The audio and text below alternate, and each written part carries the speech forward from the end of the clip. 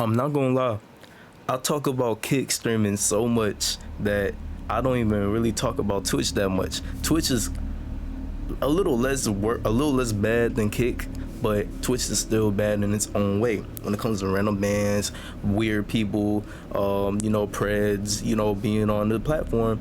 It's still bad, not as bad as kick, but it's still bad in its own way. So here, I'm gonna show you two of the most disturbing moments ever on Twitch. I'm gonna start this little series. If you want more of these type of videos, let me know in the comment section, but like and subscribe first. Let's get it. The first disturbing clips that I have found, or not found, but that I know about, and I felt the need to, show it in this video, is by a Twitch streamer named Smash God when he hits his girlfriend on stream. Yeah, viewer discretion is advised for this video because it gets a little more crazy as it goes on. But Smash God hits his girlfriend on stream and then manipulates her. He ends the stream, manipulates her, comes back on stream, and tries to act like nothing happened when clearly something happened. So here is the clip. Here for a second. I need to talk to chat without you. Just get out. I'll open the door for you. Jess, please. Leave my stream and me alone. Get out, please. Why are you telling on me now? No, I'm not. But I need to talk to chat without you here. This is serious. If I want to keep fierce, you gotta go out. Jess, please. Why are you acting like that? Why are you acting like that? For real. Don't come at me like you know everything. I You don't know shit. anything. Exactly, so keep your mouth shut. You don't know shit. Bring me my beer. My beer's right there in the living room, actually. I'm not fucking your maid, okay?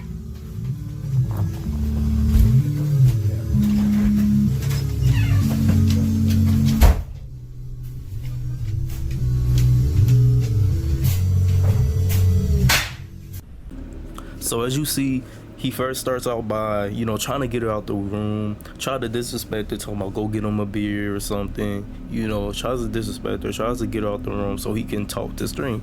She does not listen to him at all. In fact, she tells him no, and he goes on to get mad. He goes on to get aggravated, which leads him to turn the camera to, for us to hear. We didn't see anything, but we heard a big slapping video or slapping sound. Now, I'm not dumb. I'm pretty sure y'all not dumb either. But we pretty much know what happened when he turned that camera. So that happened, and then he ends the stream and then comes back and tries to act like nothing happens. He manipulates her while they were off stream into her saying that nothing happened, to saying that, nothing happened and everybody's good, everybody's lying and making up stuff. But you can clearly see her lying. You can clearly see her sad and disappointed and her scared. You clearly see all of the emotions, all the negative emotions that happened while they were off stream. You can see her, and she even starts crying during the stream. Obviously, me and my girls over here together, all good and shit. Like, this is too much. Like, stop making up the stories. It's just so annoying. Just don't lie. Can you just don't lie? Easier said than done, huh? What the fuck is wrong with you guys, Me and Jess, we're fucking good. And she's crying because you guys are the one that's posting unnecessary shit and stuff. I would never do anything to hurt her, right?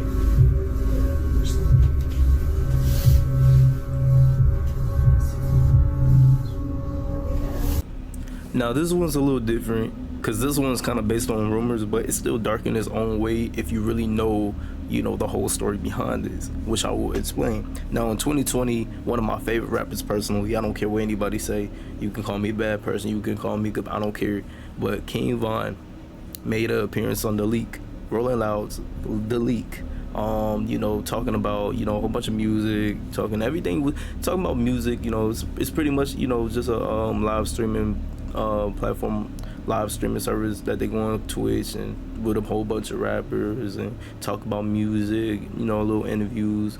King Von came on it and everything was going good. Everything was good. King Von was good.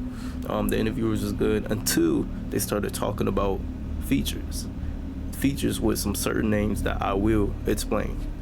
One of the fans watching the live stream actually comments as Rolling Loud, as Vaughn, if he'll do a feature with Modell, Tyreek, P5, or Malcolm.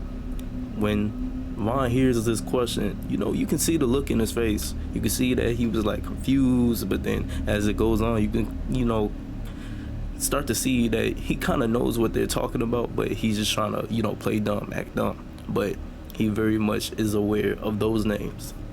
They want to know if you do a feature with Modell, P5, Malcolm. You know them? Nah. Alright, never mind. He already told us about Tuka. He said Tuka one of his favorites to work with. They want to know about the Gleesh Place video. Oh, Gleesh Place coming soon. And I'll do a feature with all them niggas. Tell them just send them money. Yeah, we need that bag. 100 racks. 100 racks a feet. Oh, think they got it. Don't get me started on this bitch. I be chicken. Y'all don't know me. Y'all don't know. I be chicken on this bitch. Say the names who went through the features again. He'd have to scroll up. I can't even see that shit. Hey, y'all, listen to the names she said went through the features. We'll get a clip of it and we'll send it to you. Alright, tell me names. Listen to the names. Say what I'm doing features with. They want to know if you'd ever do a song with Young and Ace, Jada Youngin, and K. I don't know who that K artist. No, say the other names you said. You gotta scroll up so I can read that. Can you do that for me? If you do a feature with Modell, Tyreek, P5, or Malcolm. Feel the fuck. Look how folks look. That's a no, right? I'm assuming that's a no. But since Vaughn seemed a little shocked and confused about the names that were told to him, you would think that he was speed past and scroll past and just get on to the next question. But he goes and retracts and tells them to say the names again. But instead of them saying the names, he wants to show his friends and get their reactions on the names in that question that was asked. As you can see, when Vaughn's friends hears those names in that question, Malcolm, P5, they facial expression, is a little different. They seem a little not triggered, but they seem a little shocked. They seem like whoa, like how do they know that? How do they know about them? They seem like they know about those names as well with Vaughn. Now, you may be a little confused and wondering why they had those reactions to those names and that they asked in that question. I'm about to explain to you who those names are and why their expressions and why their reactions was just like that. Modell started getting into the gang street life after he had lost his cousin in front of his very own eyes. He started hanging out with, some known people known as KI and FBG Duck, some of the known King Von Ops, which is, why he's kind of tied to that name. So he started getting that type of life, with those names. Yeah.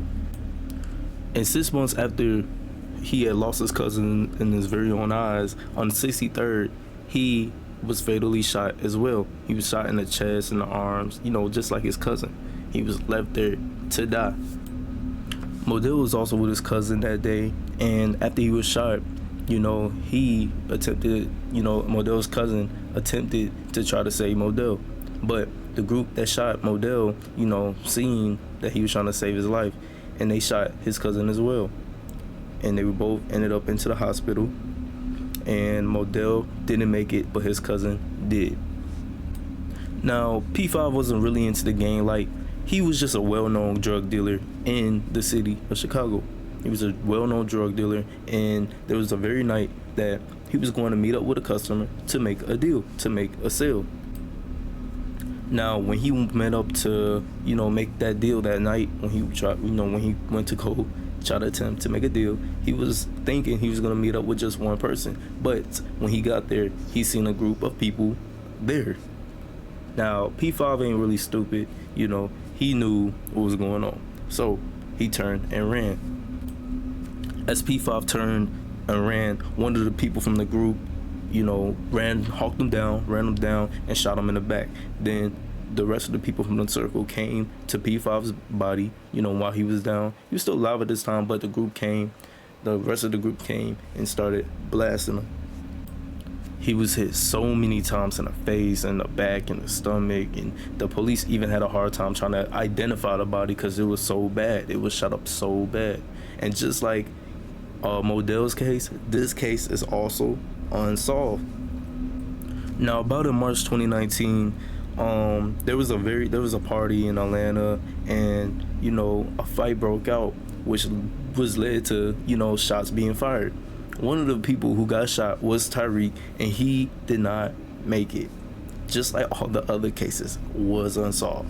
Now, Tyreek wasn't the only one shot. It was, multiple other people that were shot, but they ended up making it. But Tyreek did not, which, had me thinking maybe Tyreek was the reason that the fight started, which is why he didn't make it. I don't know. It's a lot of questions to be asked and a lot of questions to be answered. But in an unsolved case like this, you're not going to get many answers. Now, in 2014, Malcolm Stuckey attended a house party. He was chilling, but then the house eventually got shot up. Now with the time of, the house being shot up, Malcolm was actually on the front porch, and he got shot and hit in the head. He did not make it.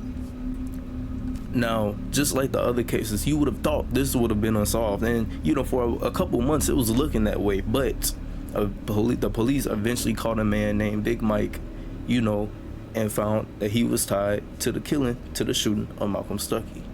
A couple of days later, another man was tied to the killing and was arrested for the same reason as Big Mike.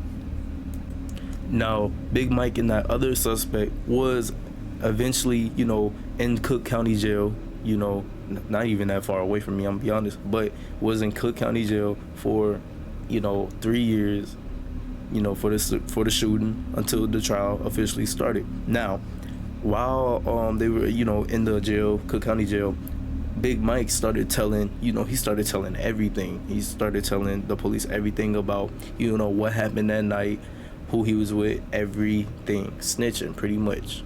The other suspect was not telling anything. Big Mike was talking so he can get lesser time, so he can, not, get his, sentence reduced.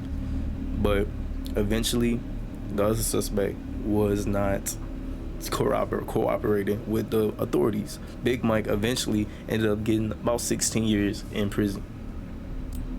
Now, Big Mike also got an additional 12 years because he actually backed out of a deal he had with the authorities of, telling them every, the other suspect, and if he, did it, and if, every detail. So he backed out some type of deal that he had with the authorities. Now, the other suspect ended up getting acquitted of every single charges, all charges, and walked away scot-free because Big Mike ain't tell, he backed out, the deal he had with the police, and he didn't tell a soul about the other suspect. Now, the other suspect was indeed King Von himself. Now, Big Mike backing out all the deals he had with the police has me thinking like maybe he was threatened of, if he snitched, then something bad was gonna happen to him, because he got 16 years, and if he would have got his time reduced, he would have got out a lot sooner to the streets. A whole bunch of people wanted to see him, dead for snitching. Now, that had me thinking. That's what had me thinking. Like maybe he was threatened, or maybe he just stayed true to his words. Like, I ain't no snitch. I ain't throwing nobody under the bus. I don't know, but honestly, I think my personal opinion, he probably got threatened by somebody. So, there's some questions that need to be answered. But he didn't tell nothing. So he's in there. He's to this day he's still in there. King Von, he walked away scot-free from that. So now that you know everybody, backstories of who everybody is, now you can see everybody's now you understand why King Von and his homies Muwab and them had those reactions when they heard that question with those names. Now you see exactly why those reactions were the way they were. So I want to thank y'all. If y'all want to see more videos just like this, I could do, you know, more, you know, Twitch, disturbing Twitch moments, or I could do disturbing kick moments, or it don't even have to it don't have to be Twitch or kick. It could be other streaming platforms. But let me know in the comment section. Please like and subscribe. Give me the 10K by the end of the year. I think we could do it. But yeah, other than that, we out. Don't go nowhere. Click the video that's on the screen right now. Follow me on Instagram, The Great Nate. Everything you need to know about me in the description. Let's get it.